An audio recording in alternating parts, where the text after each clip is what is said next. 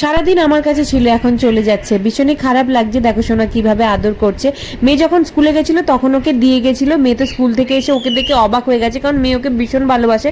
মেয়ে নাম দিয়েছে গৌর, আমি নাম দিয়েছি কুঞ্জ। আচ্ছা, তোমাদের দুটো নামের মধ্যে কোন নামটা বেশি ভালো লাগলো অবশ্যই কমেন্ট করে জানিও। দেখো স্কুল ড্রেসও ছাড়িনি, তারপরে আবার কি একটু আদর করে স্কুল ড্রেস খুলে আবার ওকে নিয়ে নাকি বেরিয়ে পড়লো ঘুরতে, বলছে দিদির সাথে নাকি ঘুরবে আর খেলবে। তারপরে সিনুকেও নিয়ে নিল। দেখো চোখ দুটো কত সুন্দর লাগছে একসাথে, দেখো তিনজন মিলে ঘুমাচ্ছে, মানে শুয়েছিল। তারপর আমি একটু নিলাম। বিকেলবেলা দেখো আমি একটু বাইরে গেছিলাম বলে সোনা খুব কাঁদছে, ওকে সাথে করে নিয়েই কিন্তু আজ ঘুমিয়েছে।